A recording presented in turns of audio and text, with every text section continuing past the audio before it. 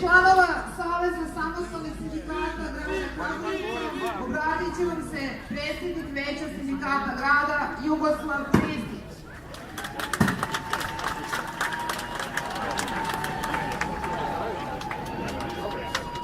Dragi moji oružari, dragi Kragujevčani, vi koji razumete situaciju, došli ste danas ovde da branimo ono poslednje što u gradu imamo.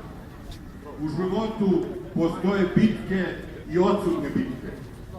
Neku bitku i možete da izgubite, ali ako izgubite odsutnu bitku, bitaka više biti neće. I to je poruka za one koji danas nisu ovde. Ovu bitku ako izgubimo, 165 godina tradicije ove fabrike, tradicija radničkog pokreta u Kragujevcu bit će potpuno poništena. Rešili su sve da prodaju. Za čije interese oni zapravo rade? Zašto prodaju vojnu industriju za koju kažu da je profitabilna? Prodaju 6 fabrika sa ogromnom tradicijom, a prave nove za koje ne predviđaju privatizaciju. Prave u Užićima fabriku koju finansira Jugoimport, SDPR i složene borbene sisteme u Smederevskoj Palanci. Zašto prave nove ako ove postojeće hoće da prodaju? Da li to zdrav razum može da podrži?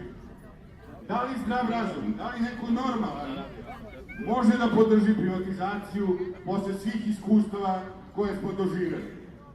Da li posle iskustava Fijata, fabrike automobila, fabrike kamiona, Filip Kjajića, 21. oktobra, Ratka Mitrovića, Kazimira Vetkovića, neko ko misli dobro o ovoj zemlji, može da bude za privatizaciju? Pa više tih preduzeća nema. Kako je to Kragujevac sa 50.000 industrijskih radnika i 65.000 ukupno zaposlenih došao na 7-8 hiljada industrijskih radnika sa željom da bude još manje? Pa od čega će Kragujevčani da žive? Mi ovde njive nemamo, imamo fabrike. Bez fabrika Kragujevac neće moći da živi. Svaki Kragujevčanin osjetit će ako, ne daj Bože, nestane i to poslednji ti izdamci industrije. Verujte, naš kvadrat stana koštaće 200 evra u ovom gradu. Jer kad nemate posla, kad nema industrije, kad nema razvoja, pa ništa vam ne vredi ni kuća ni stan koji imate. Zato je ovo za Kragujevac odsudna borba. Zato političari koji su se udomili da bi primali neke bedne plate ne smiju da ćute. Ovo moramo da dignemo glas. Ovo nije borba samo radnika fabrike. Borba radnika fabrike traje 165 godina. Da li ovi koji prodaju fabriku znaju šta prodaju? Oni prodaju i krv onih koji su poginuli za tu fabriku. I krv onih koji su streljani u Šumaricama. Sve to prodaju za nekih sitnih svojih interesa.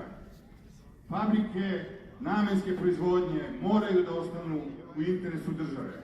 Interes Kragujevca je da postoji ta fabrika. Knez koji je bio nepismen u Srbiji, koja je bila međunarodno nepriznata zemlja, je odlučio da napravi fabriku oružja radi samostalnosti, radi slobode. Da li sloboda više ništa ne vredi, da ih pitamo, ako prodaju vojnu industriju i daju je u ruke, recimo, stranaca? Da li ćemo mi onda moći da budemo samostalna, nezavisna zemlja ikada? Odgovor je naravno jasan da nećemo moći da budemo. Da li je to cilj? Moramo da ih pitamo da li je to cilj. Mi nemamo pravo da izgubimo ovu bitku. Zato radnici oružja bit će naravno napred, kao i uvek, predvodnici radničkih pokreta u Kragujevcu. Istorija ih na to obavezuje. Ali i drugi radnici Kragujevca, bez obzira šta su oni doživjeli, moraju da shvate ozbiljnost situacije. Da je ovo pitanje opstanka Kragujevca. Ne treba nam više ni autoput, ni obilaznica, jer u Kragujevcu neće biti ničega.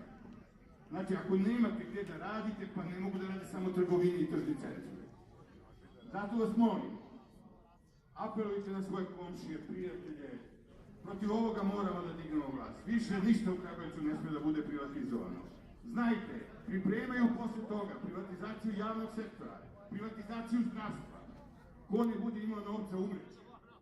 Jer ukinut će i socijalno osiguranje, to je plan na nekom dužem štapu, ali to će da nam se dogodi ako na sve pristanemo i ne napravimo jedan radikalan zaokret od ove politike koja vodi narod u sudove.